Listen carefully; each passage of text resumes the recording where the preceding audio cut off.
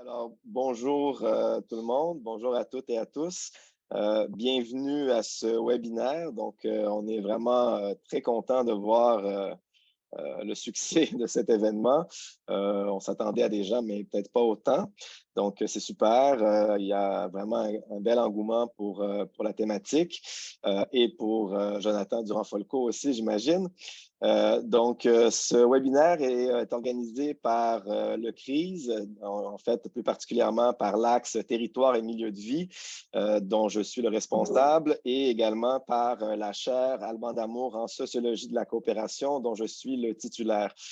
Et donc, aujourd'hui, la conférence, le webinaire sera enregistré pour diffusion. Donc, ça va être disponible sur le site Internet du CRISE au cours des prochaines semaines.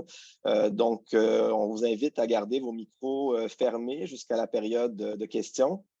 Et puis, si vous ne voulez pas apparaître à l'écran, alors on vous invite aussi à fermer vos caméras pour l'enregistrement. Et donc, j'ai le très grand plaisir aujourd'hui d'accueillir mon collègue et très cher ami Jonathan Durand-Folco. Jonathan est professeur adjoint à l'École d'innovation sociale Élisabeth Bruyère de l'Université Saint-Paul à Ottawa. Ses intérêts de recherche portent sur la démocratie participative et délibérative, la politique municipale, les communs, la transition écologique, la décroissance ou encore la théorie critique. Jonathan est également l'auteur du livre À nous la ville, traité de municipalisme, qui est paru en 2017, et de Montréal en chantier, les défis d'une métropole pour le 21e siècle, les deux parus chez Éco-Société. Et puis, on a très hâte de voir son nouveau livre qui devrait sortir chez Éco-Société aussi l'année prochaine, qui va porter sur le capitalisme algorithmique qu'il a coécrit avec mon autre collègue, Jonathan Martineau.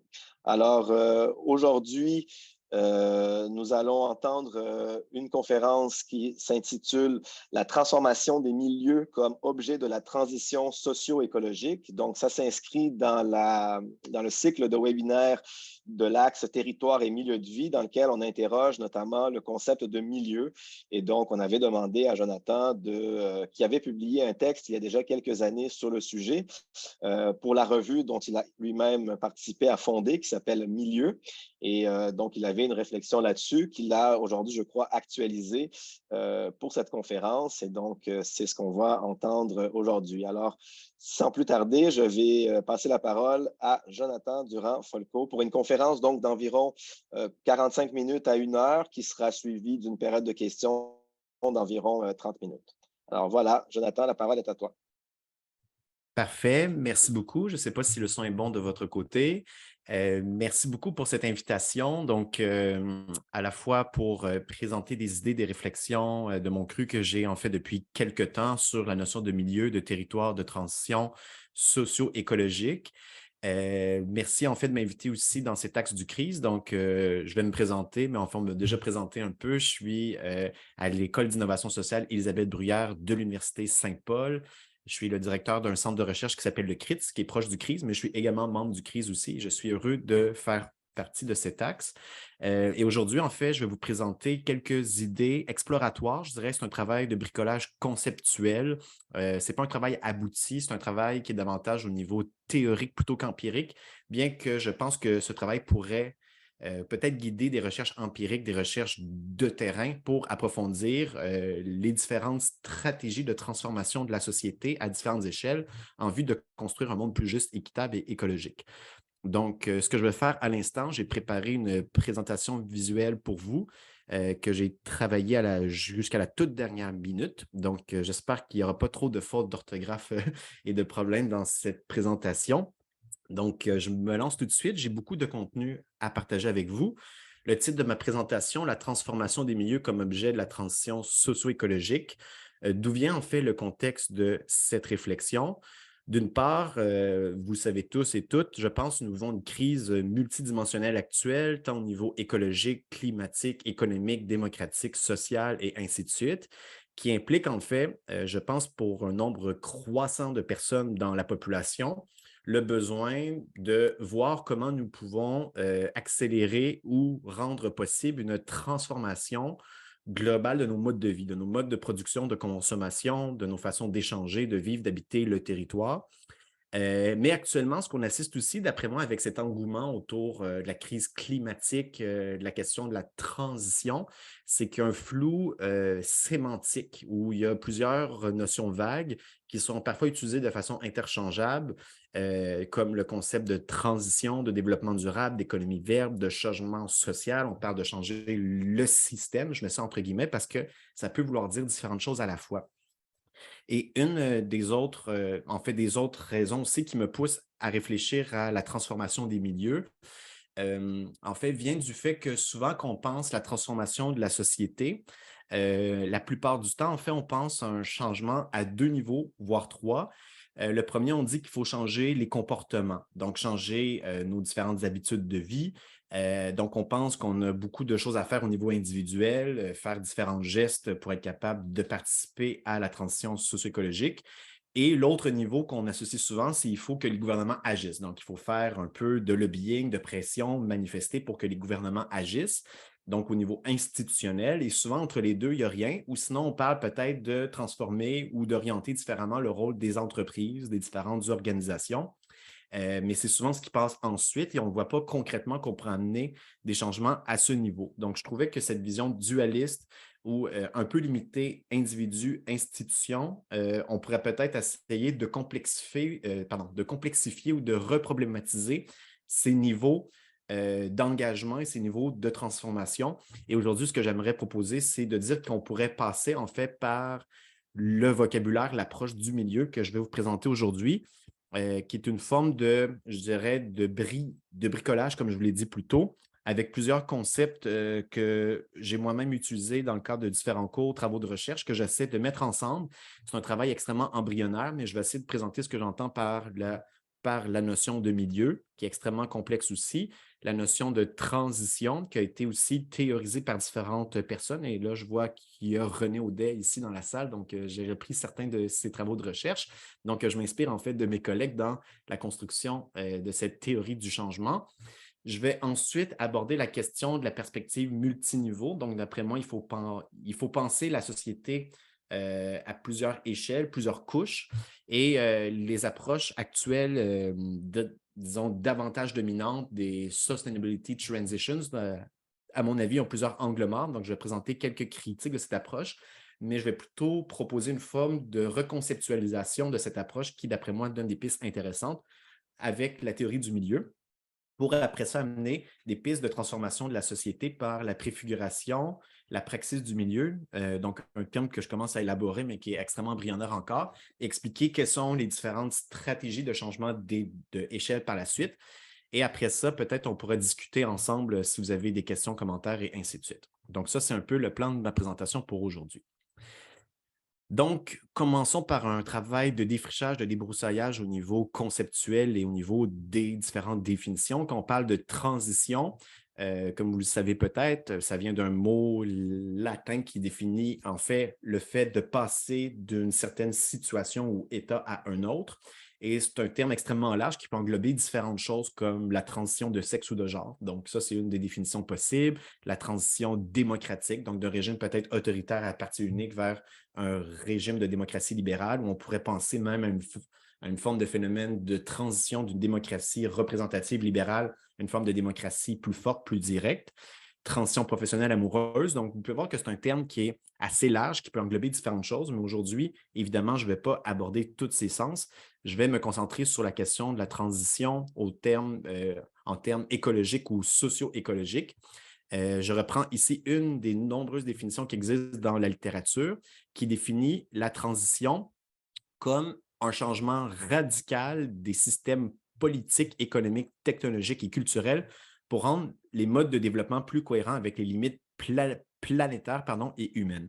Donc ici, on voit le terme de changement radical, terme qui peut prêter à équivoque, évidemment, parce que ce que moi j'entends par là, ce que vous entendez par là, ça peut vouloir dire des choses extrêmement différentes, mais on voit que c'est un changement qui est multidimensionnel, qui ne se limite pas à une seule dimension, et qui cherche à aborder la question de la soutenabilité écologique, évidemment, avec les limites biophysiques de la Terre, mais aussi des limites au niveau humain, la satisfaction des besoins.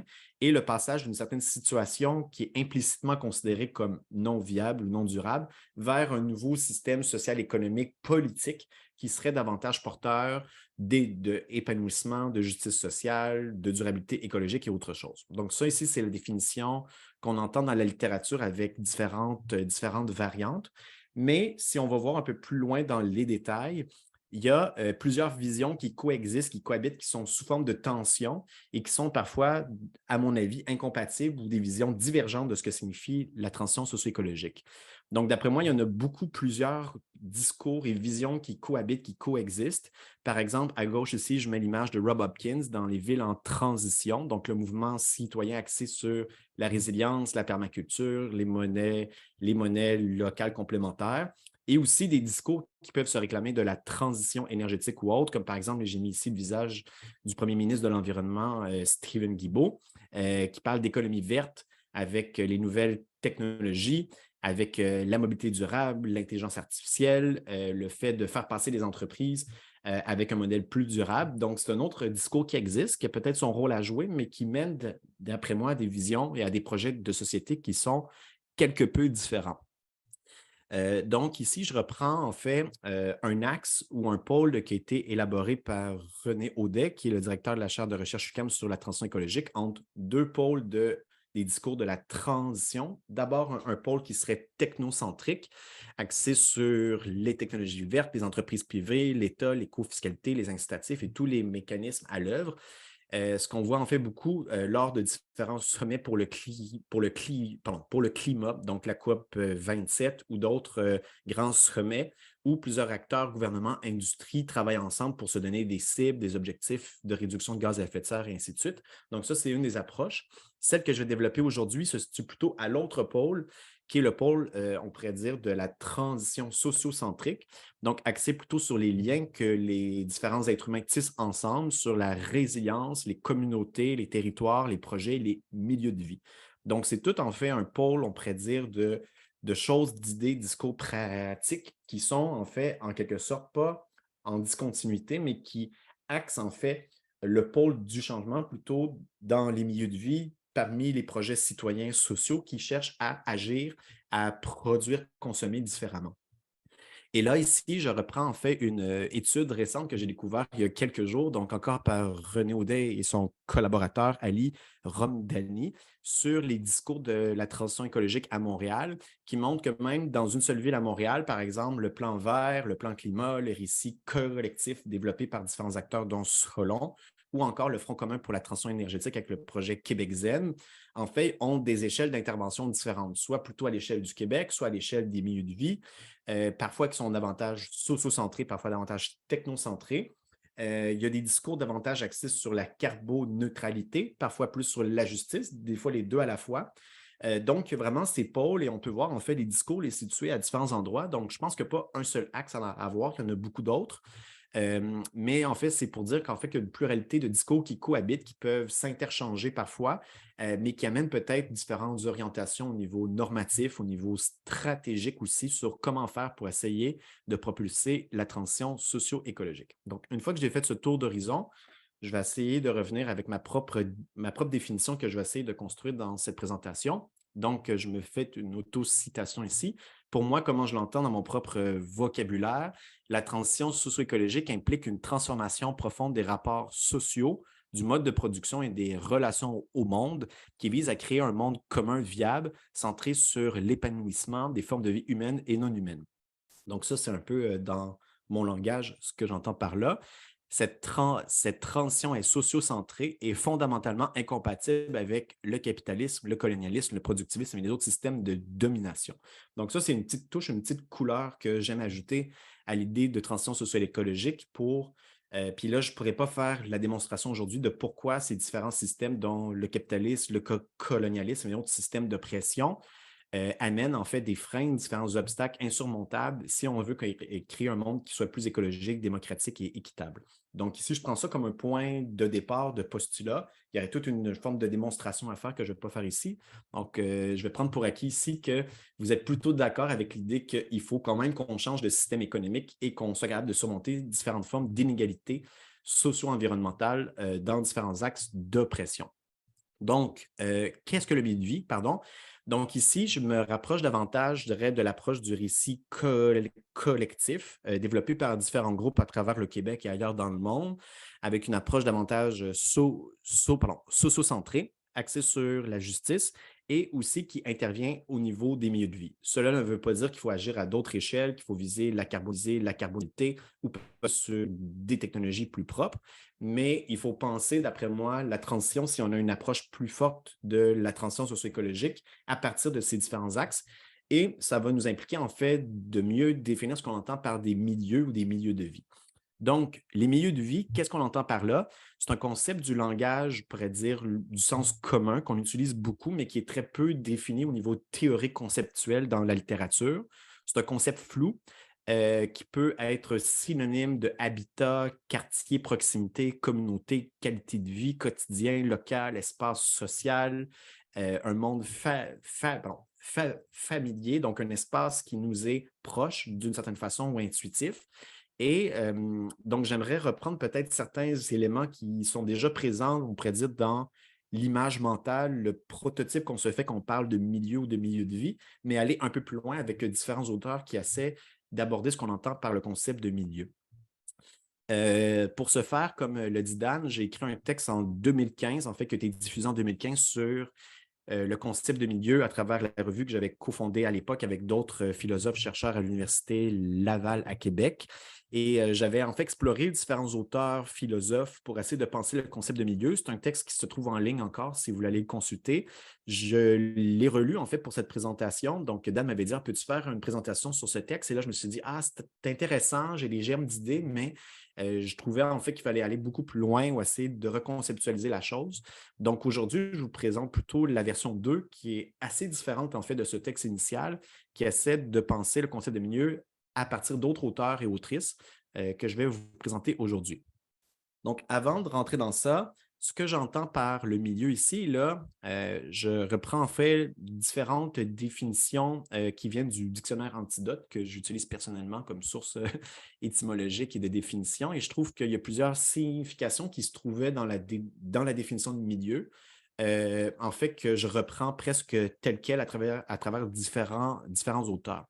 Donc, de façon générale, le milieu, ce qu'on entend par là, c'est ce à l'intérieur de quoi quelque chose se trouve. Donc, c'est comme un genre d'espace ou d'ensemble puis c'est un synonyme de environnement. Donc, quand on dit un individu ou une espèce vivante se trouve dans un milieu, c'est tout ce qui est autour d'elle et qui englobe ses différentes activités.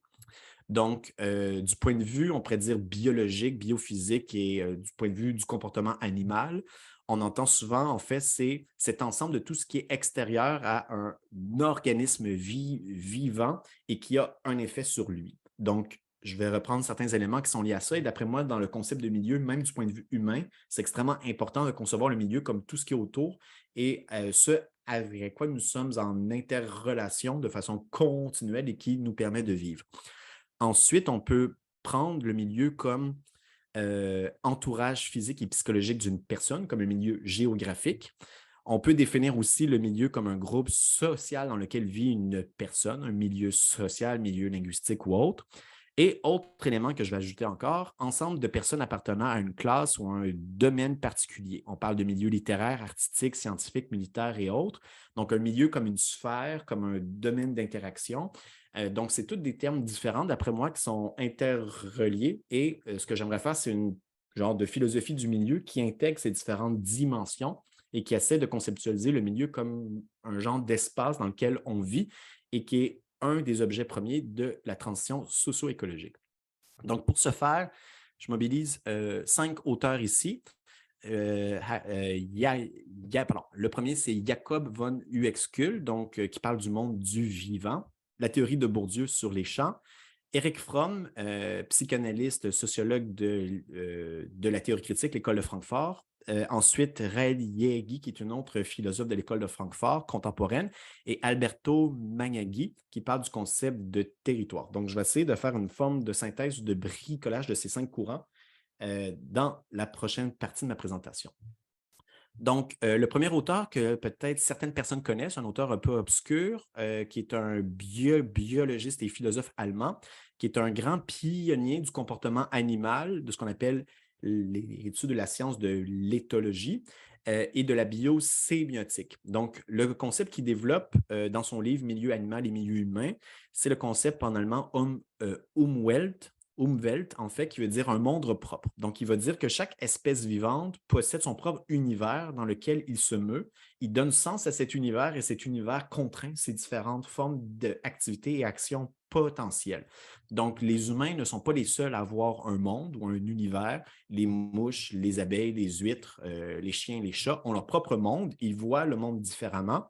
Et avec cette conception, on pourrait dire phénoménologique, on peut voir dans quel sens est-ce que le monde dans lequel on se situe, qu'on peut définir comme une forme de milieu, affecte en fait la façon dont nous éprouvons notre expérience des choses et du monde.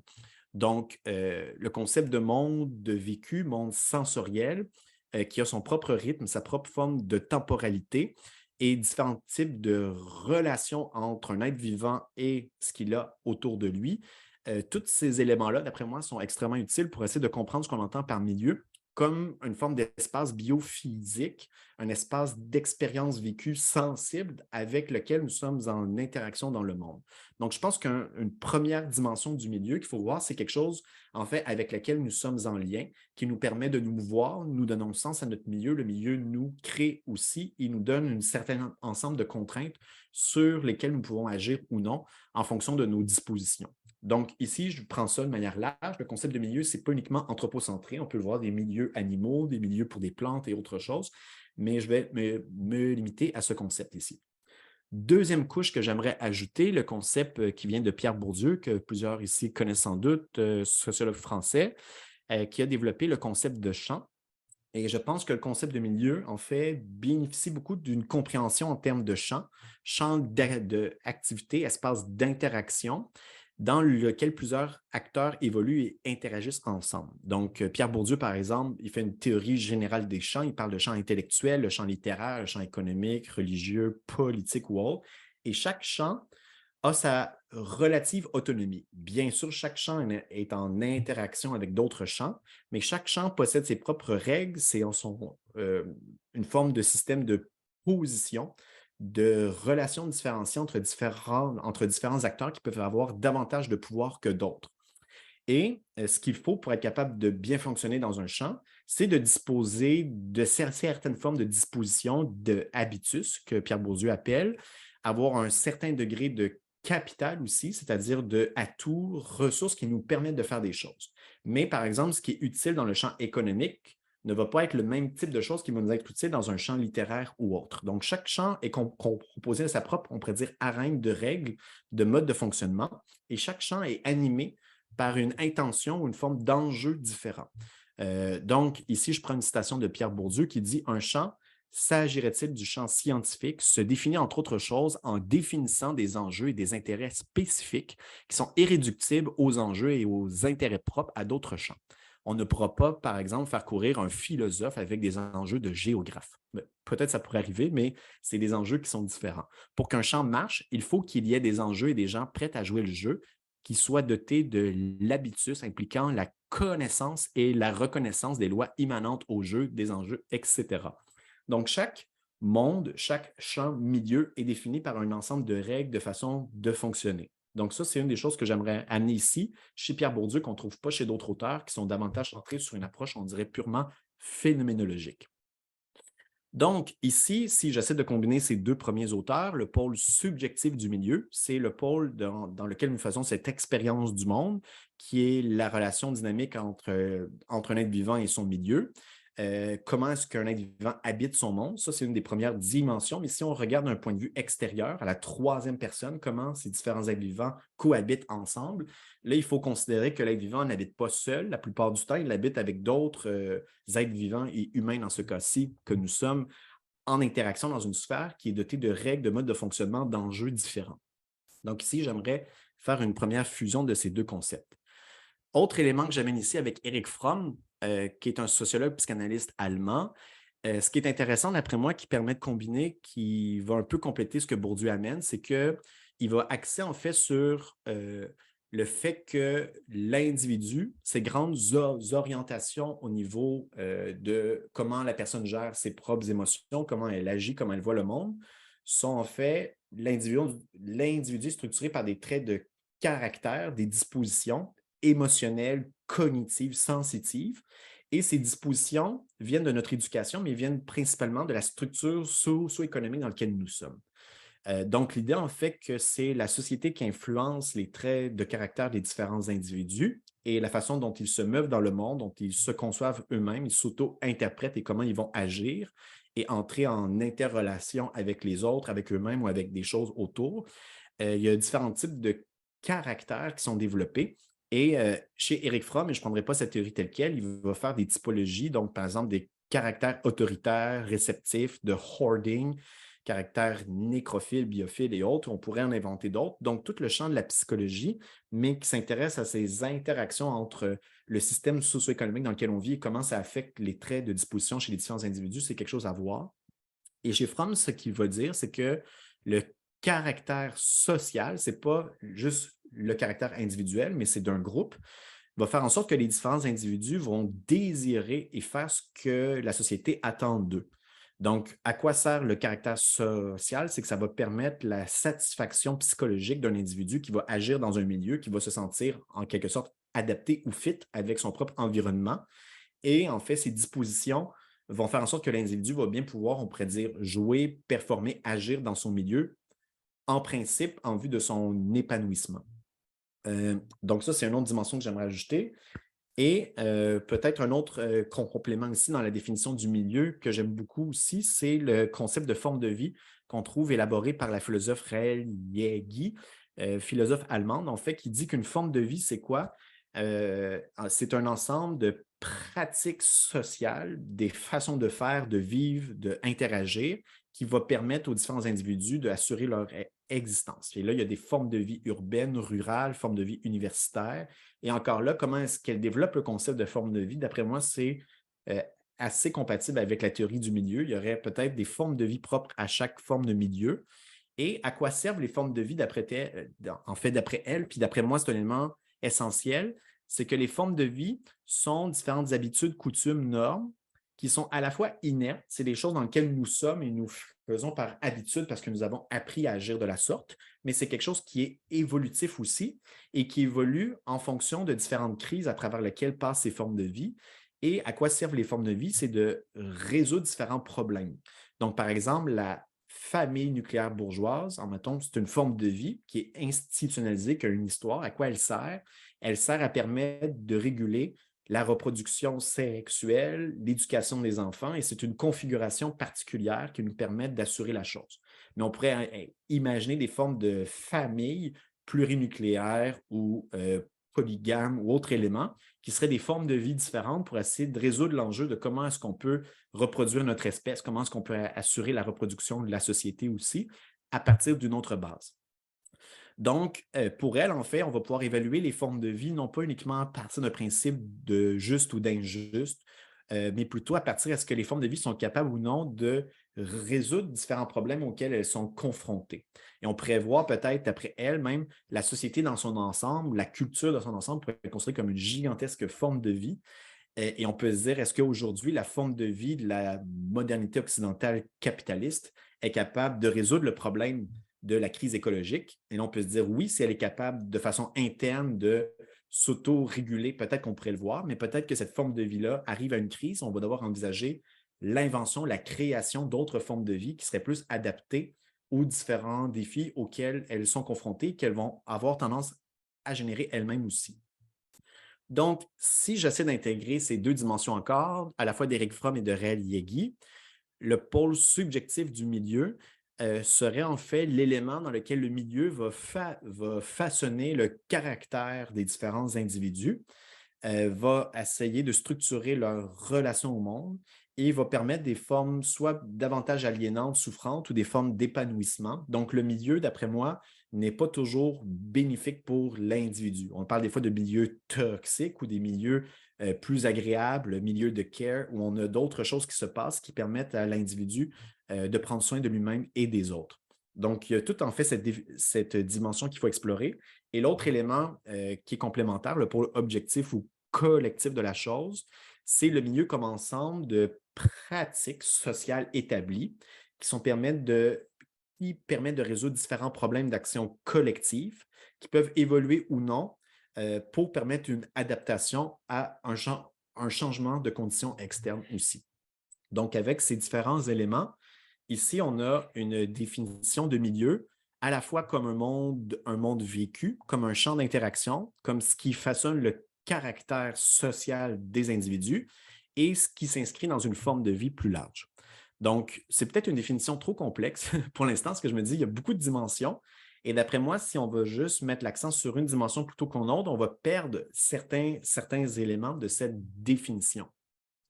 Et après avoir réfléchi à ça, j'ai une discussion avec une amie, Maude Prudhomme, qui m'a dit en fait, qui a attiré mon attention sur le fait qu'en fait, on devait ajouter une dimension aussi, parce que quand on parle de milieu de vie ou de milieu général ici, j'ai peut-être trop une définition de milieu humain qui est socio-centrée, donc basée sur la société humaine, mais qui oublie les conditions externes, environnementales, sociales, biophysiques et écologiques dans lesquelles s'inscrivent les différentes activités humaines.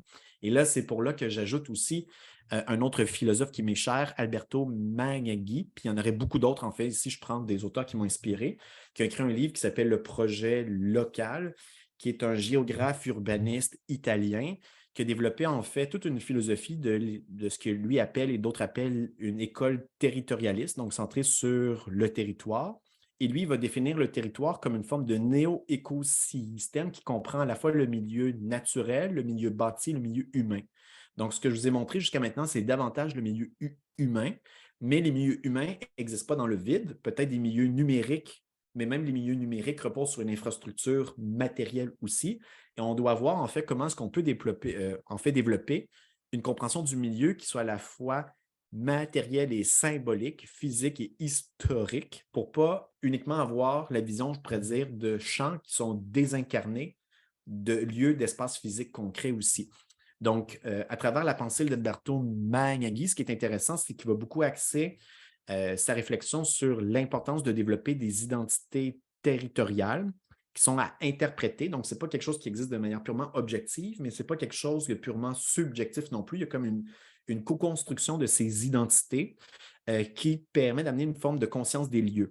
Et la conscience des lieux, ce qu'elle permet de faire, c'est qu'elle permet de développer des formes, en fait, d'action, d'institutions, des nouvelles pratiques et des formes de vie qui permettent de protéger le patrimoine vivant, culturel, historique, naturel, des milieux de vie humains et non humains.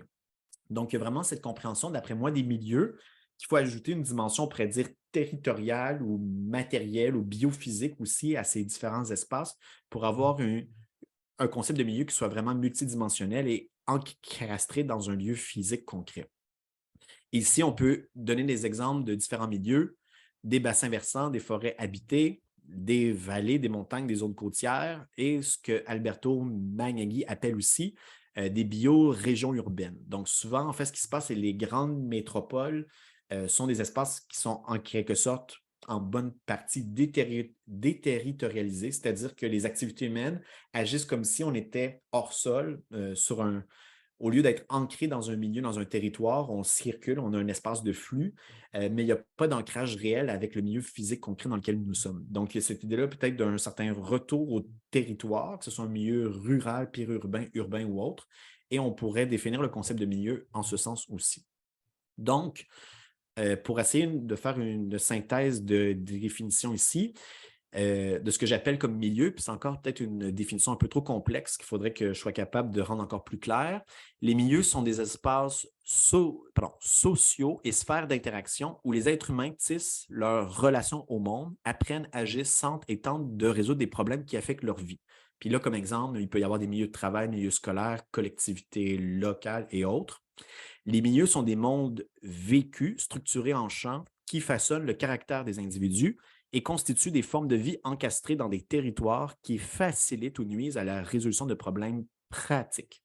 Donc, c'est un peu la définition du milieu ici. Et vous pouvez voir qu'il y a une pluralité de milieux qui peuvent coexister.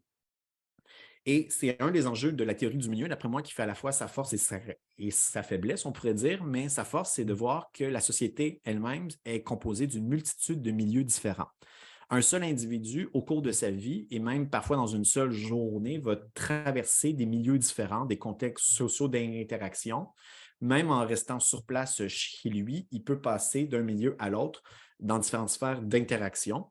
Et en fait, il faut ajouter la dimension. Pourquoi j'ajoute cette dimension? Je l'ai évoqué plus tôt, la dimension des systèmes de pression théorie critique. Je n'ai pas pu le faire ici, mais la plupart des auteurs que j'ai mobilisés jusqu'à maintenant parlent des différents rapports de pouvoir qu'il peut y avoir au sein des milieux. Donc ça, c'est vraiment quelque chose à prendre en compte. Je n'ai pas le temps d'élaborer beaucoup sur ça. Autre dimension qu'il faut ajouter, c'est que les milieux sont imbriqués souvent les uns dans les autres. Ils peuvent être hiérarchisés également. Certains milieux ont du pouvoir sur d'autres. Et autre dimension, c'est que les différents milieux ne peuvent pas, en fait, la transition sociale et écologique dans son ensemble ne peut pas agir à un seul niveau ou sur un seul milieu à la fois. Donc, il faut envisager, en fait, dans une transition socio-écologique basée sur les milieux, une pluralité d'actions, d'interventions qui agiraient à différentes échelles sur différents milieux avec une approche peut-être différente pour chaque milieu différent aussi. Donc, à la fin de sa présentation, je vole un scoop. Il n'y aura pas de grande solution uniforme pour tous les milieux différents. Chaque milieu, on doit développer une stratégie particulière pour être capable de le faire évoluer. Donc, maintenant, j'arrive à la deuxième partie de ma présentation qui va être plus courte que la première, évidemment. Là, comme les parties se réduisent progressivement, la perspective multiniveau. Donc, ici, j'aimerais mettre en contraste ce que moi, je dirais trois grandes visions, modèles de société multiniveau. La première approche qui est basée sur les Sustainability Transitions, qui est développée entre autres par Frank Gills, entre autres, et d'autres auteurs collaborateurs. Je vais la présenter de façon brève. Je vais montrer certaines insuffisances, problèmes qu'il y a d'après moi dans cette vision. Il y a le modèle standard que j'ai appelé une approche davantage néo-institutionnelle basée sur individus, organisations et institutions. Et ce que je vais compléter pour dire, je vais essayer de proposer ma propre vision à partir de ma théorie des milieux, mais en ajoutant deux autres éléments. Parce que pour moi, dire une théorie de la société où il y aurait juste des milieux de A à Z serait problématique parce qu'il y a des couches différentes qui répondent à des logiques sociétales différentes à la fois. Donc, pour passer à la première, la perspective multiniveau, à quoi ça ressemble? Dans cette vision, en fait, le premier niveau où il y a des nouvelles idées, des nouvelles pratiques et des innovations qui émergent, c'est le niveau des niches d'innovation, qui vont par la suite amener des innovations qui vont souvent être confrontées à un autre niveau, qui est un niveau, disons, mésosocial, qui va être appelé régime socio-technique, qui va être l'ensemble des institutions, des règles, des normes au niveau politique, économique, technologique, qui vont permettre une certaine stabilisation du système. Et il y a un autre niveau supérieur qui est le niveau des paysages socio-techniques qui implique le contexte extérieur des grands bouleversements et des changements exogènes. Donc ici, vous avez peut-être vu dans la littérature ce genre de graphique élaboré par Gills et d'autres. Donc, il y a vraiment l'idée, en fait, que les niches d'innovation sont les espaces où il y a plusieurs acteurs dans des incubateurs, dans des réseaux qui peuvent amener des nouvelles formes de solutions qui vont pouvoir se diffuser par la suite et qui vont pouvoir amener ou non certains changements dans les régimes, en fait, qui est comme un peu l'ordre d'institutionnaliser de la société et qui va parfois aussi se développer de façon beaucoup plus large ou va subir différentes pressions du paysage socio-technique qui est beaucoup plus grand, qui est à l'échelle macro-sociale, voire macro-planétaire en gros. Donc, je le résume de façon extrêmement brève. D'autres personnes qui connaissent cette approche pourraient peut-être mieux expliquer que moi. Les éléments que je trouve intéressants de cette approche, c'est qu'elle permet de voir que la transformation de la société par des nouvelles pratiques, on la voit se développer par différentes couches. Mais deux principaux enjeux que je vois, c'est une vision qui a été aussi critiquée dans la littérature comme étant essentiellement technocentrique. Donc, basé sur l'idée que les innovations et les technologies, parfois, sont la source première de changement au sein de la société. Il y a d'autres modèles qui ont évolué par la suite, qui ont essayé d'endiguer la chose, mais d'après moi, c'est une des choses qu'on voit dans cette approche. Et l'autre approche qui est, je pense, en fait, la contrepartie de cette forme de fonctionnalisme dans la conception de la société, c'est une approche qui est non critique et qui ne prend pas en compte les relations de pouvoir des systèmes de domination qui peuvent être développés. D'autres auteurs et autrices comme Avellino et d'autres ont essayé de reprendre en fait cette grille d'analyse, puis à ajouter en fait les relations de pouvoir, une dimension sociale pour essayer de conceptualiser des innovations sociales aussi. D'après moi, c'est un pas dans la bonne direction. Peut-être que ma propre vision est complémentaire à celle-ci, mais c'est pour montrer en fait différentes lacunes dans cette approche, dans la compréhension de la société et de la transition. L'autre approche que j'aimerais montrer de façon brève, c'est l'approche en fait qui voit trois autres niveaux, encore une fois, le niveau individuel. Il y a plusieurs individus qui sont des porteurs d'actions de sens, qui ont des comportements, donc un niveau qui peut être un niveau de changement à cette échelle-là. Il peut y avoir le niveau d'organisation par la suite, donc les espaces de coordination de plusieurs acteurs autour d'entreprises, d'associations ou autres, et le niveau institutionnel qui comprend l'ensemble des normes, des lois, réglementations qu'on associe parfois au gouvernement, État et autres, qui permettent de réguler la société. Et souvent, cette vision est complémentaire avec une autre aussi. Donc, je mets deux choses ici ensemble. C'est qu'on a une vision qui est très partagée, que même moi, j'enseigne dans mes cours, mais que j'apprends à mes étudiants un peu à déconstruire. C'est que la société est fondée en trois grands piliers. La société civile, marché, État, ou dans l'économie sociale, on parle parfois d'économie privée, économie publique, sociale, collective ou autre. Donc, l'idée, en fait, que trois grands secteurs dans la société. Et ça mène en fait une vision de la société qui est composée principalement d'individus présents dans le secteur public, privé, associatif ou autre, qui sont eux-mêmes dans des différentes organisations regroupées par secteur d'activité. Et ça compose la société. Il y a comme des règles, des lois qui régulent le tout. Donc ça, d'après moi, ce n'est pas une vision qui est fausse de la société, mais c'est une abstraction qui permet de conceptualiser notre action. Donc ça, c'est peut-être un avantage au niveau heuristique. Mais au niveau de la compréhension de la transformation de la société, il y a différents angles morts dans la chose. Oh, pardon. Je pense que j'ai oublié, mais ouais, j'ai comme oublié une slide. Les deux, trois éléments que je voulais amener comme problème de cette vision de la société, c'était d'une part que ça a tendance à, en quelque sorte, naturaliser des sphères d'activité qui sont historiquement constituées, comme s'il y avait le marché, le secteur privé d'un côté, la société civile, l'État de l'autre, et comme si toutes les sociétés humaines avaient toujours eu cette tripartition d'organisation de la société. Autre élément aussi, les individus et organisations existent évidemment, mais ils ne prennent pas en considération des sphères d'interaction comme les milieux de ce que je voulais amener, qui vont aussi avoir un impact direct sur leur capacité d'interaction. Et c'est une vision, d'après moi, qui est un peu trop limitée dans la compréhension des rapports de pouvoir qui se tissent entre individus, entre groupes et à différentes échelles. Et c'est pourquoi j'aimerais un peu remplacer la chose par une autre vision multiniveau qui est en quelque sorte légèrement différente, qui donne une inflexion à cette idée que la société est constituée de différentes couches. Mais ici, je reprends des termes un peu différents. Donc, au niveau du système dans son ensemble, ce que je préfère appeler, en fait, je me nourris et fais des travaux de Nancy Fraser. Elle a publié un nouveau livre que vous connaissez peut-être, Cannibal Capitalism, qui parle de la société dans son échelle macro-sociale comme étant un ordre social institutionnalisé. Donc, ce système, d'après elle, a un nom, c'est le capitalisme. Et on pourrait ajouter capitalisme patriarcal, colonisé, racialisé. Ici, on veut être un peu plus fort, écocidaire, parce qu'il participe à, en fait, la destruction de milieux naturels dans la configuration actuelle.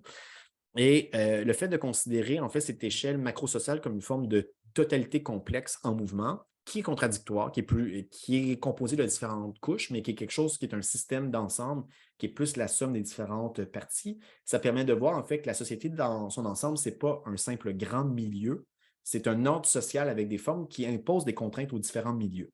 Les milieux, c'est le niveau intermédiaire, donc qui est composé de plusieurs sphères d'interaction, de champs, de monde vécu, d'espaces normés, de territoires, donc chose que j'ai amenée dans la première partie de la présentation. Et c'est en fait l'espace intermédiaire à travers lequel les différents individus, groupes se meuvent pour pouvoir subvenir à leurs différents besoins, vivre et autre chose. Donc, il y a les milieux qui est le niveau intermédiaire, le niveau micro. On peut parler d'individus, mais ce que je préfère amener comme vision, c'est centré sur les différentes pratiques sociales et différents types de relations au monde. Donc, des liens que les différents individus qui ne sont jamais des purs atomes, qui sont des êtres de relations imbriquées dans des interactions avec d'autres individus, personnes, réseaux et groupes qui interagissent dans des milieux. En fait, ce qui forme la plus grande partie de nos vies, le langage, nos façons d'être, de nous habiller, de nous comporter, nos rythmes dans lesquels on se couche le soir, on fait à manger, des choses comme ça. On est constitué en fait de différentes pratiques sociales, des formes d'interaction sociale qui, ensemble, de façon agrégée, constituent des milieux. Des milieux étant un ensemble beaucoup plus vaste de pratiques sociales fondamentales. Et la plus petite échelle d'analyse, d'après moi, des phénomènes sociaux, on peut le voir, c'est les individus qui accordent un sens à leur action, on peut le voir comme ça. Moi, je vois plutôt que comment différents individus orientent leur choix, leur action, c'est en fonction de pratiques sociales héritées par des milieux de socialisation, entre autres. Donc, ça, c'est le plus petit niveau. Et ce qui est intéressant, d'après moi, de prendre ces trois niveaux-là ensemble, c'est que ça amène une vision de la société qui est davantage holistique, donc qui voit la société, les milieux qui sont plus fondamentaux, qui sont premiers par rapport à l'individu, qui est une expression partielle de cette chose-là, mais on n'est pas juste des purs fruits de la société, on est aussi des êtres actifs qui peuvent faire des choses, mais on a une approche beaucoup plus holistique que les autres modèles plus tôt. Il y a une approche centrée sur la complexité, d'après moi, parce que ça va prendre en considération la pluralité des milieux et la porosité des différents champs qui peuvent être interreliés dans nos diverses activités. Donc, ce n'est pas une approche qui va dire qu'il y a une seule façon de fonctionner. Les façons de fonctionner dépendent de milieux qui sont elles-mêmes insérés dans des ensembles sociaux plus vastes et dans un ordre social institutionnalisé qui est lui-même complexe, qui est constitué de différentes sphères. Donc, cette idée, en fait, que la société est éminemment complexe. Les autres modèles pouvaient avoir cette forme de complexité, mais d'après moi, les idées de pratique sociale, de champ et d'ordre social institutionnalisé permettent de mettre plus de niveau de profondeur à cette forme de complexité. Et l'autre dimension ici, c'est la dimension plus critique, que voir tant l'échelle de la société dans son ensemble qu'au niveau des pratiques sociales, qu'au niveau des milieux, il peut y avoir des rapports de pouvoir, de domination, des formes de reproduction de la société et des formes aussi des espaces, peut-être on pourrait amener des formes de transformation. Donc, c'est un peu la troisième partie de ma présentation. J'ai presque fini pour voir maintenant comment, à partir de cette vision multi-étage, on peut penser la transition socio-écologique. Donc, la théorie du changement, troisième partie de ma présentation. Donc, si on prend ces trois grands niveaux dans une théorie plus générale de la société, transition basée sur les milieux, au niveau des pratiques sociales, en fait, l'espace d'intervention vient, d'après moi, un des pôles ou des espaces d'expérimentation vient de ce qu'on appelle la préfiguration. Donc, qu'est-ce qu'on entend par là? C'est différentes pratiques, modes d'organisation et de relations sociales qui cherchent à incarner ici et maintenant la société à venir qu'on souhaite voir apparaître. Donc, dans la littérature, on parle parfois d'utopie réelle, on parle de prefigurative politics, donc des façons d'expérimenter des nouvelles choses, des nouvelles façons de se déplacer, de se vêtir, de se nourrir, de faire plein de trucs. Dans notre école d'innovation sociale, c'est une chose qu'on explore entre autres. Donc, il y a vraiment toute cette élaboration de nouvelles façons de vivre, d'interagir, de produire, de consommer, d'échanger, qui peuvent être expérimentées à une très petite échelle. Et d'après moi, c'est une des sources d'innovation pour penser la transition. Mais ces différentes pratiques préfiguratives ne vivent pas hors sol, elles ne sont pas des choses qui vivent dans l'air éthéré des concepts, c'est des pratiques qui sont imbriquées dans des milieux, en fait. Et l'idée, en fait, c'est qu'il faut intervenir au sein des milieux qui sont les premiers espaces concrets où investir et opérer des changements. Donc, amener des nouvelles pratiques, des nouvelles façons de vivre et de faire, et de voir comment ces milieux sont à la fois des espaces qui sont structurés et structurants pour notre action. Donc, je vais un peu revenir sur ça. Les milieux sont des espaces où se reproduit des chaînes d'action, des discours, des façons de faire. Donc, ce n'est pas nécessairement un espace de libération, de transformation. Ça peut être un espace de reproduction, mais les milieux sont des espaces où on peut aussi passer, en fait, d'une logique de reproduction à une autre.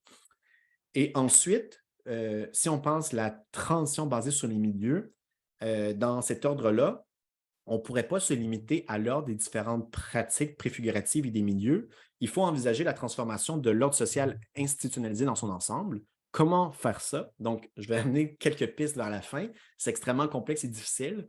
Donc, il faut commencer par la préfiguration par les milieux, mais après, il faut envisager comment passer à un changement institutionnel ou à un changement de renversement complet de l'ordre en place pour viser explicitement la construction d'une société différente qui serait débarrassée de différents systèmes d'oppression. Donc, comment y arriver? Ça, peut-être dans la discussion, vous allez avoir des idées, mais je vais donner des pistes par la suite. Donc, dans l'espace de la préfiguration, je donne ici des exemples concrets. Il y a l'expérience d'urbanisme transitoire en haut à gauche des grands voisins à Paris, vous connaissez peut-être, qui est un espace d'aménagement, de logement social, d'activité d'économie solidaire, un espace d'expérimentation qui, malheureusement, avait une durée limitée, ce qui l'a rendu possible, mais en même temps qui limite le potentiel de transformation. mais on voit ici à l'œuvre une expérience de préfiguration d'une nouvelle forme de société dans cet espace. Le bâtiment 7 à Montréal, que vous connaissez peut-être, des formes d'agriculture urbaine et de systèmes d'entraide dans la ville de Détroit aux États-Unis. Donc, je prends ici des exemples davantage nord-américains et européens, ou le mouvement mondial des mouvements municipalistes, donc qui cherchent à essayer d'amener des formes de transformation, de nouvelles pratiques dans la sphère politique municipale et locale, des formes de démocratie directe et radicale, des espaces publics communs, des initiatives locales qui appuient les mouvements qui cherchent à transformer la société. Une fois qu'on a dit ça, maintenant, comment on passe maintenant au niveau des milieux?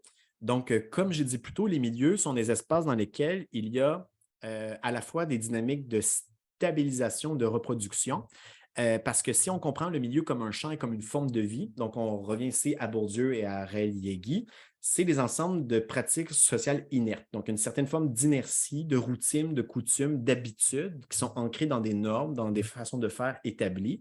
Et ça fait en sorte que les milieux ont tendance à se reproduire, en fait. Le milieu a sa propre consistance, qui fait en sorte que quand on entre dans un milieu, on va tendance à épouser, adopter les codes de ce milieu pour pouvoir s'émouvoir et interagir de façon efficace dans cet espace. Mais en même temps, ce qui est intéressant, puis il y a plusieurs auteurs qui soulignent la chose, les milieux ne sont pas des espaces figés, qui sont complètement imperméables à toute forme d'évolution, de changement. Il peut y avoir des modifications plus ou moins profondes et des espaces d'expérimentation au sein des milieux pour amener des changements plus ou moins forts.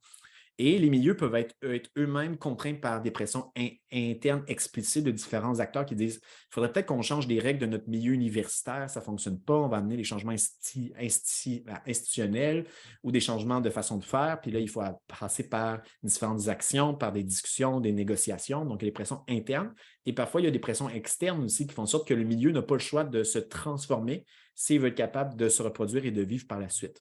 Donc, il y a un certain potentiel de transformation des milieux et dans une heuristique de comment est-ce qu'on transforme les milieux. Puis là, je pense j'aurais un cours entier d'1 heure et demie à faire sur comment changer un milieu de façon concrète. Et c'est là que j'amène un peu comme une base d'heuristique, c'est de dire, quand on veut interagir, puis on veut penser à comment transformer le milieu, il faut qu'on soit capable de le comprendre. Donc, analyser l'espace dans lequel nous sommes, ce qui va impliquer de se poser différentes questions, comme quels sont les principaux acteurs et éléments qui constituent le milieu, quelles sont ses frontières, quelles sont les normes établies dans ce milieu, quelles sont les différentes pratiques et façons de faire.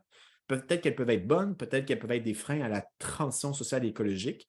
Et si c'est le cas, quel changement on doit amener de façon concrète dans un milieu particulier, quelles normes, quelles pratiques, telle vision du monde on doit être capable de changer pour amener une forme de transformation de ce milieu. Et après, pour amener ce changement, quels sont les différents acteurs en place? Parce que souvent, les milieux, comme disait Bourdieu, dans les champs, il y a des acteurs dominants ou établis qui ont intérêt, en quelque sorte, à ce que les règles du jeu qu'ils maîtrisent déjà et qui les avantagent, que le milieu reste inchangé, en fait. Donc, il y a comme un genre de biais pro-statu quo dans chaque milieu. Et là, il faut voir, en fait, quelle alliance, quelle action on peut faire pour amener des transformations dans ce milieu. Donc, il faut avoir en fait une carte, on pourrait dire, des relations de pouvoir, des potentiels de changement qu'on devrait tracer, mais pour chaque milieu particulier. Donc, il n'y a pas de réponse absolue. Et là, c'est extrêmement embryonnaire, évidemment. Puis ici, bon, j'ai mis des images avec des chiffres, des choses comme ça, mais c'est pour montrer qu'il faut analyser le potentiel de stabilité, de changement dans chaque milieu et différentes actions possibles qui peuvent passer par le dialogue, la discussion, la collaboration, la confrontation, l'infiltration, et on pourrait en nommer d'autres, pour voir comment concrètement on peut opérer des changements dans chaque milieu. J'ai bientôt fini. Les facteurs de transformation des milieux. Donc ici, je reprends différents éléments amenés par plusieurs auteurs que j'ai nommés précédemment. Les milieux évoluent pourquoi, comment. Donc, il y a, comme dans la théorie multiniveau de Giles, l'idée qu'il y a des crises, en fait, qui peuvent amener une certaine pression externe qui oblige les milieux à se transformer. Ça peut être des catastrophes naturelles, des pénuries de courant d'électricité. On le voit comme en Europe avec la guerre en Ukraine. Là, on voit le premier ministre Macron parler de sobriété. Donc, adopter le discours de la décroissance pour dire que tout le monde, il faut qu'on consomme moins d'énergie, puis là, ça amène plein de changements. L'inflation, le fait qu'on ne peut plus se nourrir, on ne peut plus se loger, ça va impliquer en fait des crises dans différents milieux qui vont obliger les différents acteurs qui vivent dans ces milieux de trouver des nouvelles façons de faire pour être capables de bien vivre par la suite. Donc ça, c'est comme on pourrait dire les causes externes des crises. qui peuvent amener des changements, mais qui ne vont pas les amener automatiquement. Parce qu'une crise peut amener des formes de réaction, de déni, mais ça peut être une source de transformation. Ensuite, toute l'action des mouvements sociaux, l'action collective, les mouvements de contestation qui remettent en question les normes et les pratiques établies. Donc ça, c'est une autre source, on pourrait dire, de pression interne. Dans chaque milieu, il peut y avoir des acteurs qui disent qu'il faut amener des transformations. Donc, remise en question des codes. En lien avec ça, numéro 3, c'est toute l'idée que j'ai amenée de préfiguration, d'expérimentation des nouvelles façons de faire. Donc, parfois, ce n'est même pas dans une logique de contestation, c'est juste qu'émergent des nouvelles pratiques, façons de faire qui finissent par prendre le relais des anciennes façons de faire avant. Donc, c'est une autre voie possible. Parfois, ça implique de la contestation, des fois non. Et l'autre dimension qui vient pour conclure, peut-être, c'est l'élément de réflexivité, des processus d'apprentissage collectif qui peut être fait au sein de ces formes de vie, par des processus, par exemple, de co-construction de savoir, par des ateliers de bilan d'action, planification stratégique, qu'on voit au sein d'organisations, mais qu'on peut voir à l'échelle de milieux entiers aussi parfois. Il y a ces processus-là qui viennent de comment est-ce qu'on regarde notre propre milieu, on regarde quelles sont les pratiques, les problèmes, les défis et comment on amène des transformations par la suite. Et là, maintenant, comment on fait pour passer de cette transformation de milieu à la fois à un changement beaucoup plus large? Les grandes voies qui ne sont pas nécessairement incompatibles entre elles, qui peuvent être complémentaires, parfois sous tension, de changement d'échelle. Donc, quand on est capable de transformer des milieux pour les rendre plus écologiques, plus durables, plus démocratiques ou autres, il y a des gens qui préconisent une certaine logique de contamination, de diffusion. Donc, l'idée, par exemple, on prêche par un bel exemple, et là, il y a d'autres personnes qui vont imiter la même pratique dans d'autres espaces, milieux, territoires à travers le monde, et ça va permettre de diffuser des nouvelles pratiques, des nouvelles façons de faire. Donc, c'est une stratégie, on pourrait dire, de diffusion, de dissémination ici. Une autre approche qu'on voit à l'œuvre, c'est l'approche de la concertation, donc avec un effort délibéré pour concerter, pour faire collaborer les différents acteurs d'un même milieu et parfois de différents milieux entre eux, pour créer des coalitions, des fédérations, des alliances qui permettent de construire d'autres règles, d'autres façons de faire, d'autres normes qui vont permettre une transformation progressive d'un milieu ou de plusieurs milieux à la fois. L'autre approche qui serait l'approche d'une institutionnalisation, donc une reprise par les pouvoirs publics de certains modèles qui ont été expérimentés à plus petite échelle dans différents milieux. Au Québec, bon, ça a été étudié beaucoup, le modèle des centres de la petite enfance tiré de crèches, de garderies autogérées des années 60 et 70. C'est un des exemples qu'on peut trouver. Et l'approche qui est, d'après moi, un autre, qui se voit à travers le monde et avec, on pourrait dire, des turbulences importantes, c'est le modèle de la rupture par des soulèvements populaires importants. Parfois, on passe par une accélération de l'histoire où il y a une forme d'effondrement des systèmes industriels, techniques, économiques et autres. Et là, on n'a pas le choix de passer par de nouvelles façons de faire, de s'organiser et ainsi de suite. Pour donner un exemple concret, là, je pense que je vais avoir pris mon heure au complet, mais j'ai bientôt fini, Dan, donc je vais me limiter en vent de la première heure. Exemple de transition basée sur les milieux au Québec. J'ai pris cet exemple du Front commun pour la transition énergétique que j'ai évoqué un peu plus tôt aussi, qui est une approche basée sur les milieux. Pourquoi? Parce qu'elle est, en fait, c'est une alliance, c'est une coalition de plus de 90 organisations de différents milieux, syndicaux, communautaires, écologistes, étudiants et bien d'autres. Qui est axé sur une vision de la transition qui est socio-centrique, axée sur la justice, la carboneutralité, la résilience. Et ce qui est intéressant, ils sont basés aussi sur une approche d'intervention au niveau des milieux de vie. Donc, eux, comment est-ce qu'ils appellent ça dans leur terminologie? C'est des collectivités. Et là, comment est-ce que les gens définissent leur propre collectivité? Ce qui est intéressant, c'est qu'il n'y a pas une définition avec des règles a priori. Ils vont demander à différents acteurs de se regrouper volontairement et de co-définir ensemble qu'est-ce qu'ils entendent par leur collectivité. Et là, il y a des exemples de collectivité à l'échelle d'un quartier urbain, comme ça peut être une collectivité au sein d'une région entière. Et là, l'approche est basée sur le dialogue, aussi l'idée de mutualiser différentes ressources, idées et expertises à la fois et de co-construire des plans de transition par et pour le milieu axés sur l'intervention territoriale. Et c'est un projet qui a commencé en fait à être mis en place pendant la pandémie tranquillement. On a eu évidemment beaucoup de difficultés externes qui empêchaient en fait ce genre d'activité de concertation, mais qui a commencé à se mettre en place par la suite. Ici, je mets quelques petites images que vous pouvez trouver sur leur site web. Donc, une approche basée sur la construction de feuilles de route Il y en a une principale qui a été créée pour l'échelle du Québec, mais évidemment, c'est un niveau qui est peut-être trop abstrait, trop général, en fait, qu'on ne peut pas mettre en place à moins que le gouvernement décide d'appliquer ça. Mais même si le gouvernement est un gouvernement vert, éclairé, progressiste, anticapitaliste et autres, le fait d'imposer top-down, de façon par le haut, un plan de transition socio-écologique et énergétique, ça pourrait amener beaucoup de friction s'il n'y a pas de concertation et de co-construction de ces plans par les milieux eux-mêmes. Donc, l'idée de baser par des collectivités zen qui partent vraiment de la base, par des processus de dialogue, de concertation, c'est une des voies qu'on peut explorer. Donc, ici, je mets juste ici des images que je vous invite à aller découvrir sur leur site web par un processus d'accompagnement, maillage et ainsi de suite. Est-ce que cette stratégie de transition basée sur les collectivités zen ou les milieux va fonctionner à l'échelle du Québec? Je ne sais pas. Je pense que ça va permettre de faire des choses extrêmement intéressantes, mais ça va être confronté à différentes limites aussi. Et c'est pour ça que je voudrais élargir le spectre aussi pour dire qu'il n'y a pas juste cette approche-là basée sur les milieux. Il y aurait l'idée que les approches basées sur la résistance peuvent être en fait des stratégies de mobilisation de milieux pour être capable d'amener des changements à d'autres échelles, de contester l'ordre social établi, d'être capable de transformer des milieux de façon avec une approche plus oppositionnelle, confrontationnelle, qui peuvent être parfois utiles, nécessaires ou incontournables, parfois qui peuvent nuire à la cause aussi. Donc, c'est les éléments qu'il faut considérer milieu par milieu. Autre élément, la question des zones à défendre. Donc, il y en a plusieurs à travers le monde. Au Canada, par exemple, c'est beaucoup les peuples autochtones, en fait, qui défendent leur propre territoire, qui protègent les milieux ou qui en créent d'autres ou des nouveaux, dans le cas d'autres groupes aussi. Et l'action institutionnelle. Donc, ici, j'ai mis l'image de la mairesse de Barcelone, Ada Colau, qui essaie d'amener des transformations de l'intérieur en prenant le pouvoir à l'échelle municipale, qui amène des changements concrets, qui amènent beaucoup aussi de problèmes, d'obstacles. Donc, c'est une échelle de pouvoir qui est extrêmement complexe et qui n'est pas dotée d'énormément de ressources, mais il y a quand même beaucoup d'expérimentations qui peuvent être mises en place dans cette échelle.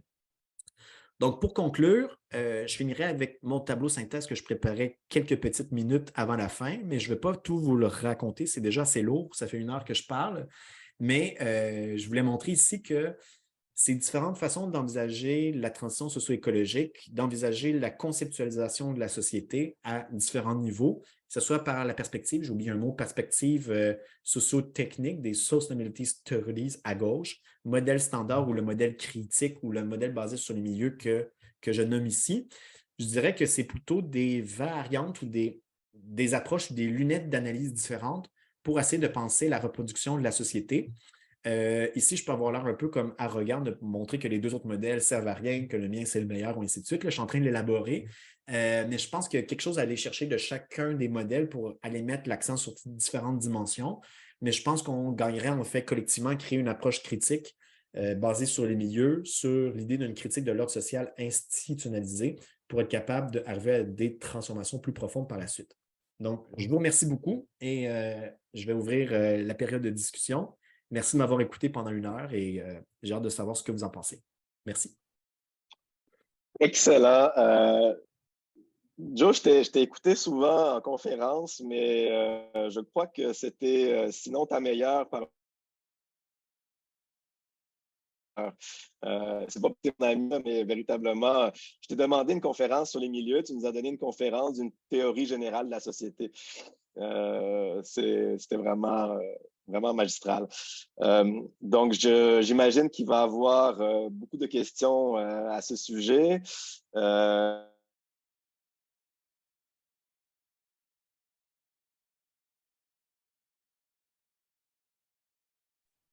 L'animateur semble Je avoir des crois qu'il y a problèmes. vraiment énormément de choses à discuter. Oui, vas-y, Joe, non? Excusez-moi, c'est peut-être de mon côté à moi que ça gèle un peu. Excusez-moi. Je vous Ah, laisse. OK. Bon, okay. Je pense que c'est général. Moi aussi, je l'ai de mon côté, Dan. On dirait qu'il y a une fluctuation Ah, au niveau de ton réseau, peut-être.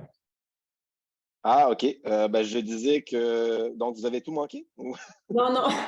Tu étais rendu à lancer. Je pense qu'on a quand même saisi l'essence là, de ce que tu as dit par rapport à la présentation de Jonathan que tu avais vu à plusieurs reprises s'exprimer. Mais bon, celle-ci permet de faire une théorie générale de la société. On a à peu près compris. Oui. Pour bien te connaître, je crois que là, tu as présenté un peu la synthèse de tes dernières réflexions depuis en fait, la question du milieu t'a permis de toute cette réflexion-là. Donc, est-ce qu'il y aurait des questions dans la salle Qui aimerait briser la glace, peut-être? René, vas-y, c'est à toi. Merci. Salut Jonathan, salut tout le monde. Bien content d'avoir entendu cette conférence. C'était très inspirant. J'y retrouve beaucoup de choses aussi que je fais, des visions aussi, même si des fois, ce n'est pas toujours alimenté par les mêmes sources, les mêmes auteurs. Je pense qu'en partant, par exemple, des perspectives des expérimentations de transition, on arrive quand même à une approche qui est similaire. Donc, je n'ai pas des commentaires très importants sur la finale de ton exposé parce que je partage largement ta vision. J'aurais peut-être 2 remarques à faire sur des aspects, sur la définition de milieu et un autre sur la perspective multiniveau. D'abord, sur la notion de milieu, ça aussi, j'ai trouvé ça bien intéressant. C'est peut-être une faille. Moi, j'utilise beaucoup le concept de milieu de vie, mais je l'ai zéro théorisé parce que je me dis que c'est un concept qui est utilisé par les gens dans leur stratégie, leurs actions, leurs discours. Alors, je le prends comme ça. Mais c'est intéressant de connaître ces auteurs-là. J'ajouterais par contre qu'il me semble que tu aurais avantage à aller fouiller aussi côté système socio-écologique.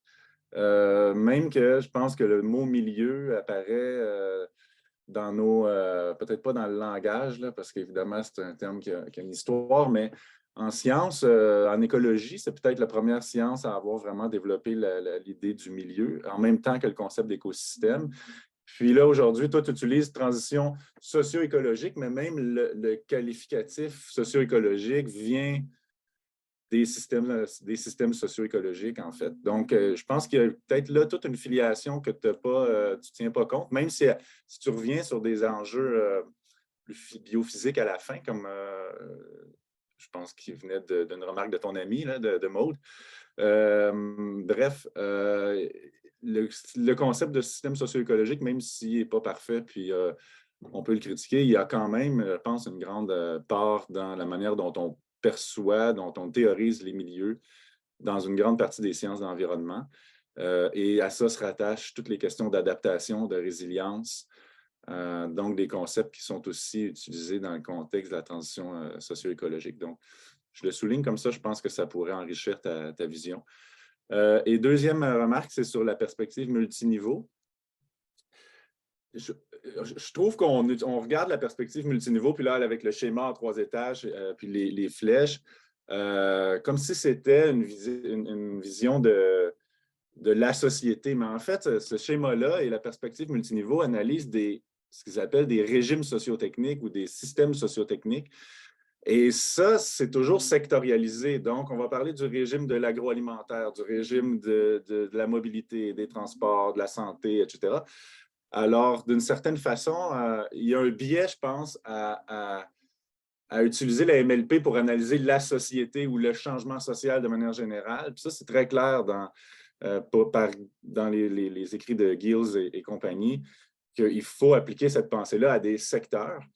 Donc, je pense que ça, ce serait quelque chose à ajouter. Puis aussi sur la critique fonctionnaliste de cette approche-là, que je comprends, puis d'une certaine mesure, je partage, mais aussi, je trouve que c'est une approche qui vise à analyser des systèmes qui ont été construits de manière fonctionnaliste. Alors, est-ce que c'est l'approche qui est fonctionnaliste aussi? C'est les régimes sociotechniques qui sont organisés de manière fonctionnaliste. Donc, ça, en tout cas, c'est quelque chose qui me travaille un peu. Puis juste une dernière petite remarque sur la perspective multiniveau. Je pense que tu pourrais plus mettre en lumière l'aspect structuration, parce que dans le fond, c'est basé sur la théorie de la structuration, qui elle-même repose sur l'idée des pratiques sociales, donc que tu ramènes par après. D'ailleurs, dans le schéma, je pense qu'il est question de pratique. Donc, c'est la structuration des pratiques sociales. Aussi, peut-être ce qui est intéressant et que tu n'as pas amené, c'est de la question de temporalité. Je pense que la MLP là, permet d'amener la perspective temporelle. Donc, je m'arrête là. Je ne veux pas prendre trop de place, mais c'était intéressant et ça nourrit les questions.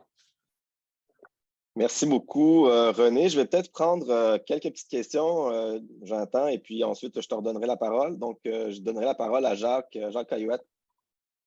Oui, alors, est-ce que vous m'entendez bien? Oui. Alors, Caillouette, travail social, Université de Sherbrooke. Alors, moi, merci, Jonathan, pour la conférence. Je trouve que c'est très heuristique là, pour réfléchir les pratiques et les réflexions dans le social. Alors, ça m'introduit, là, moi, au concept de milieu de vie. Et je trouve ça un concept fort intéressant parce que justement, il peut concerner l'individu lui-même jusqu'à vers toute la société. J'apprécie beaucoup la démarche aussi matérielle là, que peut avoir l'espace, mais lui ajouter ce côté-là phénoménologique et herméneutique. Je trouve que ça nous met dans un monde réel, si on peut employer ce paradoxe-là. Et de créer ces mondes-là et de voir comment, à partir cette interaction-là entre les milieux et l'individu, et de mettre Eric Fromm là-dedans et de voir les constructions identitaires des individus qui se construisent par leur participation à leur milieu et qui sont structurés par ces espaces-là. Alors, de vouloir agir sur les problèmes sociaux en voulant transformer les milieux, à vouloir agir sur les problèmes que les personnes vivent en agissant sur leur milieu de vie plutôt qu'avoir une approche psychologique. Je trouve ça intéressant. Il y aurait peut-être ma question, peut-être si on est dans l'école de Francfort, toute la question des espaces publics et des espaces, c'est le concept d'espace, c'est un peu un milieu de vie aussi. D'abord, comment créer ces espaces publics-là, si ce n'est pas de créer des contre-espaces publics. Et toute l'idée des échelles de milieu, là, comment susciter cette réflexivité-là citoyenne et qu'elle participe à plusieurs échelles de territoire, qu'elle ne s'en tienne pas seulement au local, tout ça, mais qu'on puisse entrer dans cette complexité-là. Alors, merci. Merci, Jacques. En fait, vu que je vois le temps filer, je vais peut-être prendre les questions qui restent et ensuite, je redonnerai la parole à Jonathan et on pourrait conclure avec ça. Donc, Jessica Veillet. Oui, merci. Super intéressant également. Donc, je ne vais pas répéter ce qui a été dit. J'avais une question sur justement la mise à l'échelle, la capacité à répliquer. Chaque milieu est différent, les dynamiques changent. Donc, si on veut répéter, dupliquer, c'est comme s'il faut que chaque groupe, finalement, s'approprie puis apprenne. Est-ce que vous avez observé ou étudié justement un processus quand vous faites ces démarches-là, de voir la capacité qui augmente, la capacité des individus, des groupes, du territoire même, qui augmente chemin faisant ces démarches-là? Est-ce que vous avez, est-ce que je suis en recherche de ça? On l'a observé dans différentes études, donc une avec l'Université de Sherbrooke, mais de là capter dans un projet de recherche officiel. Est-ce que vous avez ça? D'accord, merci beaucoup. Donc, il y a deux petites questions dans le chat. Je vais les lire et ensuite, je repasse la parole à Jonathan. Marie-Soleil, elle avait la main levée, mais je vois qu'elle est disparue. Donc, dans le chat, il y a Denis Côté qui dit « Quelle place prend le développement des individus et des groupes aux moyens et pratiques de transformation comme la co-création, la gouvernance partagée ?» Et puis, il y a Sondes Halal qui dit « Super intéressant et éclairant. Est-ce que c'est possible de développer ce qu'on entend par transition sociocentrique, peut-être par un exemple concret? » Donc, voilà. En fait, il reste encore peut-être une quinzaine de minutes. Je vais donner la parole à Jonathan. Si jamais il reste du temps après, peut-être une petite dernière question, puis sinon, on va conclure après ça. Alors, Jonathan, je te donne la parole. Oui, super. Merci beaucoup. Donc, vos riches commentaires, j'en avais pris encore une heure. Puis je vais essayer je ne pourrais pas répondre à tout. Je pense que vous avez fait beaucoup de remarques et d'approfondissements qui montrent que je pense qu'une approche centrée sur les milieux, on peut le prendre par des portes différentes. Donc, ici, j'ai nommé des auteurs qui m'aident moi à réfléchir, mais je pense qu'il y a plein d'autres voies pour explorer la chose. Mais en fait, merci beaucoup, René, pour amener mon attention sur les systèmes socio-écologiques. Donc, cette dimension-là va ajouter dans une future présentation, réflexion, que même moi, j'ai étudié à peine, mais j'ai effleuré, mais que ça vaudrait la peine que j'explore davantage. pour ta remarque aussi sur la question de la perspective multiniveau, qui n'est pas pensée à l'origine comme une théorie générale de la société, mais davantage comme une étude de comment des régimes sociotechniques évoluent. Puis c'est bien aussi parce que parfois, comment ils sont utilisés, mobilisés ou enseignés, c'est comme voici comment change la société ou la grande transition de façon générale, alors que c'est peut-être un mésusage, mais que la théorie marche parce qu'elle s'applique à un objet d'étude qui fonctionne bien avec ce qu'on cherche à examiner. Donc ça, c'est bien. Puis la question de la temporalité, je n'ai pas beaucoup évolué, je n'ai pas beaucoup élaboré sur cet enjeu-là, puis je pense que c'est essentiel. Donc, ça a été évoqué par différents auteurs, Von Uexküll et d'autres, que chaque milieu est défini par une certaine forme de temporalité qui est parfois un peu désynchronisée avec d'autres aussi milieux, puis l'individu est contraint par des paradoxes un peu temporels parce qu'on doit se mouvoir nous-mêmes, on a 24 heures dans une journée, puis on a des rythmes, des projets, des activités. Puis avec la crise aussi, c'est amené dans beaucoup d'ateliers de discussion au niveau de la transition psychologique. Il y a comme la contradiction entre l'urgence d'agir, mais le temps de la construction d'alternatives et de mobilisation qui se fait dans la longue durée. Donc, je crois que c'est tout un champ d'investigation qu'il faut creuser dans une théorie des milieux, puis aussi de la transition. Pour les remarques de Jacques Cahouette, je trouve ça, c'est ça, très riche, je pourrais rebondir beaucoup. Puis je pense que c'est ça, il y a beaucoup d'autres éléments, d'autres auteurs à explorer, à intégrer dans une réflexion générale sur la transition socio-écologique. Éléments, en fait, d'intelligence pratique, comment aider des groupes à s'approprier différentes initiatives, idées, nouvelles façons de faire dans leur propre milieu, alors que chaque milieu est différent des autres. C'est une question qui est extrêmement importante. Moi, je n'ai pas fait d'études empiriques sur la chose. Puis je pense en fait qu'il y aurait justement une étude à faire, comme par exemple, allons voir comment telle initiative qui commence dans un milieu qui est inspiré d'une initiative ailleurs se met en place. Et par exemple, là, pour donner un cas concret que je n'ai pas fait d'études scientifiques sur la chose, mais j'habite maintenant à Hull depuis quelques mois, puis je suis devenu membre d'une coopérative de réparation de vélos, le RAC à Basic, qui s'est inspiré en fait d'autres initiatives semblables dans notre ville à Montréal, Québec et ailleurs, et des États-Unis aussi. Et souvent, il y a différents agents ou individus qui vont voir ce qui se fait ailleurs. Donc, une forme d'apprentissage, de voir qu'est-ce qui se passe. Il y a des ressources en ligne qui se mettent en place. Et évidemment, il y a dans tous les cas une expérimentation à faire de nouveau parce qu'on ne peut pas faire un copier-coller entièrement.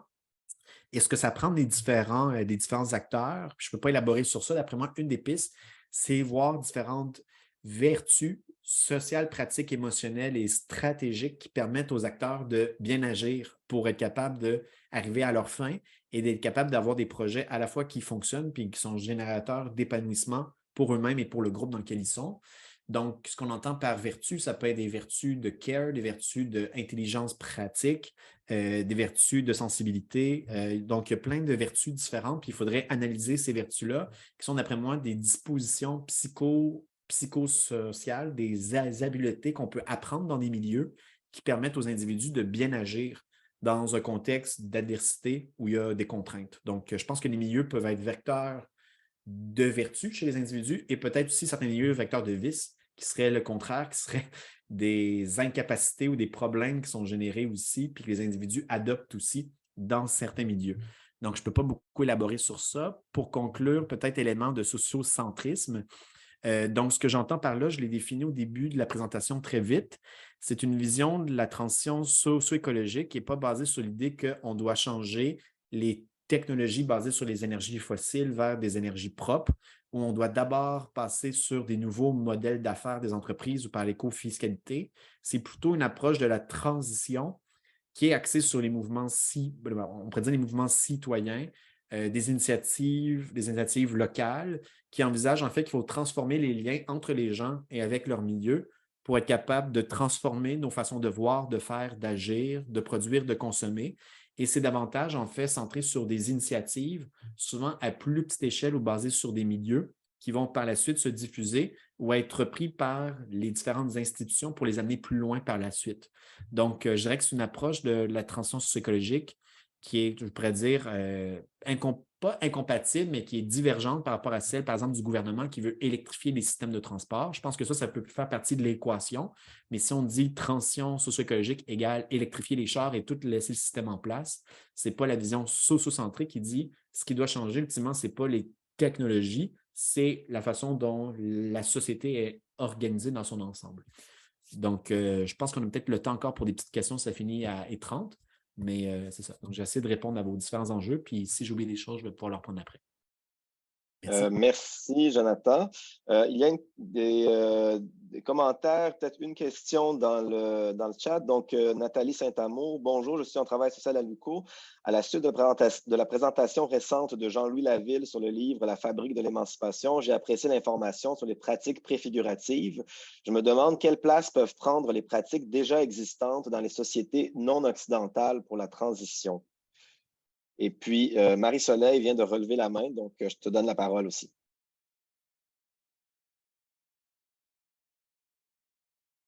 Merci, Dan. Merci beaucoup, Jonathan, pour la présentation. J'ai trouvé ça vraiment inspirant. La question, moi, qui me venait quand je t'écoutais, je me demandais dans quelle mesure il n'y aurait pas un volet de guérison aussi, dans le sens qu'on a tous grandi dans des sociétés qui nous ont blessés, dans le fond, dans notre psyché puis dans notre personnalité. Puis dans quelle mesure on peut vraiment construire des alternatives, des utopies réelles sans faire ce travail-là de guérison sur soi. Donc, voilà. Merci beaucoup, Marie-Soleil. Je vois aussi Philippe Paquette. Donc, je te donne la parole. Salut, merci pour la présentation. C'est vraiment dommage, je suis arrivé vraiment à la fin. Fait que j'ai hâte de la voir sur le site du CRIS. J'ai su qu'elle allait être enregistrée. Fait que je vais quand même poser ma question, mais n'hésite pas si jamais c'est un peu off parce que j'ai pas compris j'ai pas pu assister à toute la conférence. Mais je m'intéresse aussi aux initiatives de transition socio-écologique par les communs. Puis en ce moment, je m'intéresse particulièrement aux initiatives d'éco-communautés qui sont vraiment pour moi des laboratoires d'expérimentation de techniques, de modes de vie alternatifs au sein de milieux finalement. Puis ce que je remarque, c'est qu'il y a vraiment dans la littérature une espèce de tension entre... c'est comme si c'est des initiatives qui sont relativement radicales au sens où on se met un peu dans la marge pour expérimenter toutes sortes de modes de vie différents, tout ça. Puis en même temps, c'est comme si cette marginalité-là, des fois, amène une espèce de tension, de repli sur soi, puis ça amène certaines personnes dans le monde académique à voir ça comme des initiatives qui sont un peu apolitiques, malgré toute cette recherche-là d'alternatives qui pourraient bénéficier à d'autres échelles ou à d'autres niveaux dans la société. Fait que je serais curieux de savoir, c'est quoi ton avis là-dessus? À quel point on pourrait considérer ça comme des initiatives qui sont politiques ou au contraire apolitiques? Merci. Merci beaucoup, Phil. Donc, Jonathan, je te passe la parole pour le mot de la fin, répondre aux questions et le mot de la fin. Oui, donc super, mais en fait, merci beaucoup pour ces différentes questions, remarques et pistes à explorer. Pour reprendre une question que j'avais oubliée plus tôt, puis une autre qui a été posée, sur quoi faire des différentes pratiques, on pourrait dire non occidentales, dans ces différentes approches. On parle de préfiguration, c'est comme on va inventer quelque chose de nouveau, mais parfois c'est certaines pratiques ancestrales qu'on a oubliées ou qui viennent d'autres types de sociétés, communautés humaines et autres. Puis je pense en fait c'est ça, il faut avoir j'aurais une certaine humilité et compréhension aussi de d'autres formes de vie, entre guillemets, d'autres façons de faire ou de voir le monde qui existent dans d'autres pays. Donc, on parle des fois de pays du Sud global ou des fois même au Canada comme tel, il y a d'autres savoirs autochtones, traditionnels et autres qui sont, d'après moi, des outils extrêmement utiles pour être capable de voir comment nous-mêmes, comme société, on est capable peut-être à différentes échelles de vivre autrement et de voir un mode de vie, dans le fond, qui soit plus soutenable. Et sinon, on va avoir un langage axé sur les innovations, la nouveauté, la préfiguration, alors que des fois, il y a une réactualisation ou une reprise de certaines pratiques qui ont été oubliées par le développement de la société industrielle capitaliste occidentale qui a enlevé certaines pratiques qui existaient avant. Donc, je dirais qu'il y a comme une dualité ici, inventer du nouveau, mais si ça existe déjà, pourquoi réinventer la roue? Donc, peut-être se réapproprier des savoir-faire, des façons d'habiter le monde qui existaient avant aussi, puis les recontextualiser, parce que parfois, ça ne peut plus s'inscrire comme tel à l'identique parce que le contexte puis le milieu a changé aussi. Donc, il y a tout ce travail-là qui est à faire. Et en lien avec la question sur la co-création, gouvernance partagée, c'est à la fois des termes qu'on utilise, parfois des buzzwords, parfois des termes extrêmement utiles pour penser comment on peut prendre des décisions ensemble. Donc, des processus de décision collective. Et je pense qu'une approche basée sur les milieux est davantage axée sur ça, en fait, sur comment prendre des décisions collectivement pour expérimenter, pour faire des choses autrement. Donc, tout, je pense, un volet explorer comment on prend des décisions, on se gouverne autrement par les communs, par les démocraties participatives directes ou autres. Donc, c'est une autre dimension à explorer.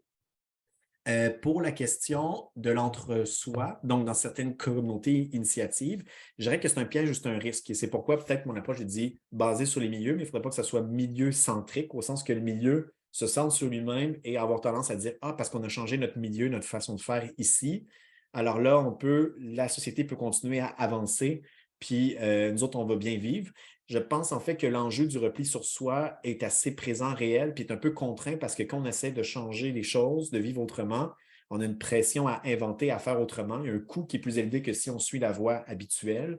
Puis ça implique beaucoup de temps, d'énergie, de ressources mentales qui sont investies dans notre communauté, ce qui empêche parfois de tisser des liens, des ponts avec d'autres milieux autour. Donc, il ne faut pas que les milieux se replient sur eux-mêmes, mais ça amène des fois des choix. Donc, on ne peut pas tout faire non plus. Peut-être certaines personnes peuvent amasser des liens, on peut documenter ce qu'on fait pour partager un peu des apprentissages, de savoir-faire, ce qui marche pas, si d'autres veulent limiter la chose. Mais en même temps, documenter, ça prend du temps. Donc on est un peu pris dans cette forme de tension. Je pense qu'il est presque inévitable qu'on veut faire les choses autrement. Mais j'ai l'impression, en fait, qu'il faut avoir une forme de conscience active que le repli sur soi est comme une pente ou un piège qui est presque inévitable, mais on peut trouver des trucs, stratégies pratiques pour éviter que ça se referme entièrement. Et pour le dernier aspect, Marie-Soleil, sur l'aspect de guérison, de care et tout, je pense que c'est un volet extrêmement important qu'on néglige souvent. Donc, à la fois dans les milieux de la transition, mouvement écologiste, militant ou autre, on dit il faut faire la lutte, il faut expérimenter, il faut faire des choses, mais on ne prend pas le temps de prendre soin de nous-mêmes, des uns des autres, ou de prendre soin de notre milieu. Donc, tout ce qu'on appelle pratiques de care, qui sont des approches très axées sur comment effectivement être capable de guérir de blessures, de traumatismes passés, de choses éreintantes qu'on vit aussi. Puis je pense que dans les différents acteurs qui cherchent à faire les choses autrement, il y a toujours le risque d'épuisement professionnel, militant et autres. Et c'est d'autant plus grand pour les gens qui sont à contre-courant des tendances en place. Donc, ça implique d'avoir, je dirais, vraiment un souci dans nos différents milieux d'amener différentes pratiques de care au sens très concret du terme, avoir des temps pour nous autres, avoir des systèmes de résolution de conflits, de justice réparatrice et autres. Et je ne suis pas expert de ces choses, mais d'après moi, si on n'est pas capable d'élaborer des pratiques de care, le risque, ça va être que les milieux vont se replier ou s'entre-déchirer à l'interne parce qu'il va y avoir des tensions inévitables qui vont venir et ça va faire échouer des expérimentations qui auraient pu amener vers des choses extrêmement intéressantes par la suite. Donc, il faut prendre soin des milieux, prendre soin de nous-mêmes, puis je pense que c'est des choses qu'on doit implémenter dans nos milieux. Donc, c'est ça. J'aurais encore des heures et des heures de discussion avec vous à ajouter, puis merci pour vos questions. Merci énormément, Jonathan. Question, on a déjà dépassé le temps, malheureusement. Donc, je remercie beaucoup aussi à tous les participants, participantes d'avoir été présents pour cette conférence. Merci aux crises pour tout le support technique, Mélanie, Florence, Denis. Donc, merci beaucoup, Jonathan, d'avoir accepté l'invitation. Vraiment, je crois que ta matière a un livre là-dessus. Si tu développes chaque concept, je pense que tu as vraiment un beau projet sur la planche. Alors, merci beaucoup à tout le monde et puis rendez-vous à la prochaine activité du CRISE.